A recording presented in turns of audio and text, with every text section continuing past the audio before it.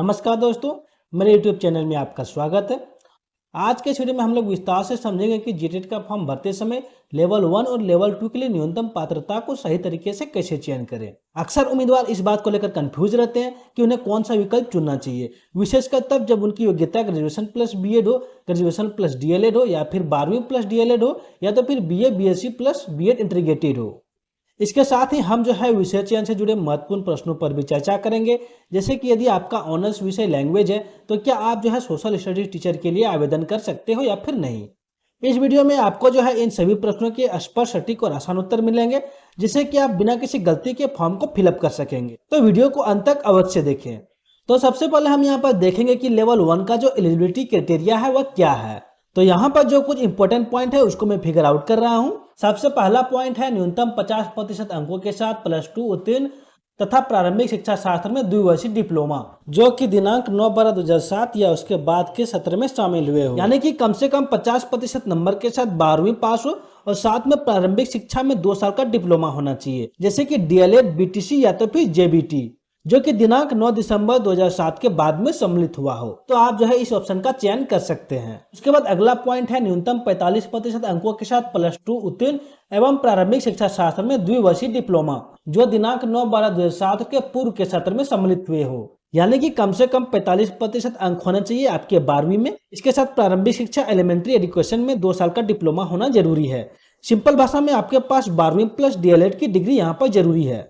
और साथ ही अगर आपने यह प्रशिक्षण 9 दिसंबर 2007 से पहले किया है तो ही आप इस नियम के लिए मान्य होंगे। अब अगला पॉइंट आता है न्यूनतम 50% अंकों के साथ 12वीं उत्तीर्ण हो तथा 4 वर्षीय प्रारंभिक शिक्षा में स्नातक यानी कि बीएलएड, यानी कि 50% अंकों के साथ आपने 12वीं पास की हो और इसके बाद प्रारंभिक शिक्षा शास्त्र में 4 साल का बीएलएड किया हो, तो आप जो है इस ऑप्शन का चुनाव कर सकते हैं। उसके बाद अगला ऑप्शन है न्यूनतम 50% अंकों के साथ +2 उत्तीर्ण तथा शिक्षा शास्त्र में द्विवर्षीय डिप्लोमा, यानी कि 12वीं में कम से कम 50% मार्क हो, साथ में स्पेशल एजुकेशन यानी कि विशेष शिक्षा में 2 साल का डिप्लोमा क्या हो। स्पेशल एजुकेशन ऐसे बच्चों को पढ़ाने की ट्रेनिंग है जो दिव्यांग या फिर डिसेबल होते हैं। ये नॉर्मल डीएलएड नहीं है, ये स्पेशल एजुकेशन वाला अलग डिप्लोमा होता है। इसके बाद अगला ऑप्शन आता है स्नातक तथा प्रारंभिक शिक्षा में द्विवर्षीय डिप्लोमा, यानी कि आपके पास ग्रेजुएशन की डिग्री होनी चाहिए और साथ में प्राइमरी एलिमेंट्री एजुकेशन में 2 साल का डिप्लोमा होना चाहिए, जैसे कि डीएलएड, बीटीसी या फिर जेबीटी। तो यह जो है कुछ मुख्य बिंदु जो कि लेवल 1 के क्वालिफिकेशन क्राइटेरिया के अंतर्गत आते हैं। तो अब देख लेते हैं लेवल 2 के अंतर्गत कौन कौन से ऑप्शन हमको यहाँ पर देखने को मिलेंगे। तो यहाँ पर सबसे पहला ऑप्शन आता है स्नातक और प्रारंभिक शिक्षा में द्विवर्षीय डिप्लोमा, यानी कि आपके पास ग्रेजुएशन की डिग्री होनी चाहिए और साथ ही अगर आपके पास 2 साल का एलिमेंट्री एजुकेशन डिप्लोमा जैसे कि डीएलएड हो गया, बीटीसी या फिर जेबीटी है, तो आप इस ऑप्शन को सिलेक्ट कर सकते हैं। यहाँ पर आपको एक बात ध्यान देना कि अगर आपके पास 12वीं प्लस डीएलएड की डिग्री है तो आप जो है लेवल 2 के लिए एलिजिबल नहीं हो सकते हो। वहीं अगर आपके पास ग्रेजुएशन प्लस डीएलएड की डिग्री है तो आप जो है लेवल 1 और लेवल 2 दोनों का चयन कर सकते हो। अब अगला पॉइंट आता है न्यूनतम 50% अंकों के साथ स्नातक एवं शिक्षा शास्त्र में स्नातक यानी कि बीएड, जो कि दिनांक 29/7/2011 के बाद के पाठ्यक्रम में नामांकित हुए हो।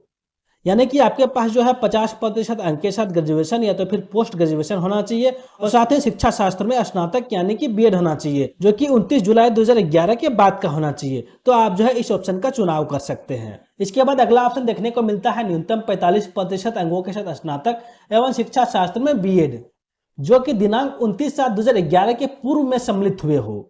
यानी कि आपके पास 45% अंक के साथ ग्रेजुएशन होना चाहिए और साथ ही शिक्षा शास्त्र में स्नातक यानी कि बीएड। यह नियम उन लोगों पर लागू होता है जिन्होंने 29 जुलाई 2011 से पूर्व स्नातक पाठ्यक्रम में सम्मिलित हुआ हो। यहाँ पर मान लीजिए आपने ग्रेजुएशन 2011 से पूर्व किया हो और शिक्षा शास्त्र में बीएड आपने 2011 के बाद में किया हो, तो भी आपको यही वाला ऑप्शन सिलेक्ट करना पड़ेगा। अब अगला ऑप्शन आपको देखने को मिल जाएगा न्यूनतम 50% अंकों के साथ आपने उच्चतर माध्यमिक एवं 4 वर्षीय प्रारंभिक शिक्षा शास्त्र में स्नातक यानी कि बीएलएड किया है, यानी कि 12वीं आपने 50% अंक या उससे ज्यादा नंबर से पास किया हो और उसके बाद 4 साल का बीएलएड कोर्स किया है, तो आप जो है इस एलिजिबिलिटी के तहत योग्य माने जाएंगे। यहाँ पर एक बात ध्यान देना है कि इस क्राइटेरिया के अंतर्गत आप जो है लेवल 1 और लेवल 2 दोनों के लिए एलिजिबल हो सकते हो। अगला ऑप्शन है न्यूनतम 50% अंकों के साथ उच्चतर माध्यमिक एवं 4 वर्षीय बीए बीएससी बीएड, यानी कि आपने 12वीं 50% अंकों के साथ पास किया है और उसके बाद सीधे 4 साल का इंटीग्रेटेड बीएड कोर्स किया है, यानी कि बीए प्लस बीएड या तो बीएससी प्लस बीएड। तो आपको इस ऑप्शन का चुनाव करना है। उसके बाद अगला ऑप्शन आ जाता है न्यूनतम 50% अंकों के साथ स्नातक तथा बीएड विशेष शिक्षा के अंतर्गत। यानी कि अगर आपने ग्रेजुएशन 50% या उससे अधिक अंकों से पास किया है और उसके बाद स्पेशल बीएड यानी कि विशेष शिक्षा में बीएड किया है, तो आप जो इस क्राइटेरिया के अंतर्गत आते हो। स्पेशल बीएड क्या होता है? तो ये जो है दिव्यांग बच्चों को पढ़ाने के लिए एक स्पेशल ट्रेनिंग किया जाता है। तो ये जो है कुछ महत्वपूर्ण पॉइंट थे जो कि लेवल 1 और लेवल 2 के एलिजिबिलिटी क्राइटेरिया के अंतर्गत आते हैं। अब हम बात करते हैं सब्जेक्ट कॉम्बिनेशन की, जो कि जेटेट के फॉर्म को भरते समय सबसे ज्यादा कंफ्यूजन पैदा करती है। कई उम्मीदवारों के मन में यह सवाल रहता है कि यदि उनका ग्रेजुएशन साइंस ऑनर्स से है तो क्या वे लैंग्वेज टीचर या तो फिर सोशल स्टडी टीचर का चयन कर सकते हैं या फिर नहीं। तो इस बात को मैं यहाँ पर बिल्कुल स्पष्ट कर देता हूँ। यदि आपका ग्रेजुएशन साइंस ऑनर्स जैसे कि फिजिक्स, केमिस्ट्री, मैथ या फिर बायोलॉजी इत्यादि से है तो आपको उस कंडीशन में मैथ या तो फिर साइंस टीचर का ही चयन करना चाहिए। इसी प्रकार जिन अभ्यर्थियों का language honours Hindi, English, Sanskrit इत्यादि है उन्हें लैंग्वेज टीचर का चयन करना चाहिए। और जिनका सोशल स्टडीज ऑनर्स जैसे कि history, geography, political science, economics इत्यादि है उन्हें सोशल स्टडीज टीचर का चयन करना चाहिए। अर्थात आपका सब्जेक्ट सिलेक्शन हमेशा आपके ग्रेजुएशन के ऑनर्स के आधार पर ही होना चाहिए ताकि आगे चल के किसी प्रकार का समस्या आपको ना हो। इसलिए फॉर्म भरते समय अपने विषय का सही चयन करें और अनावश्यक गलती से बचें।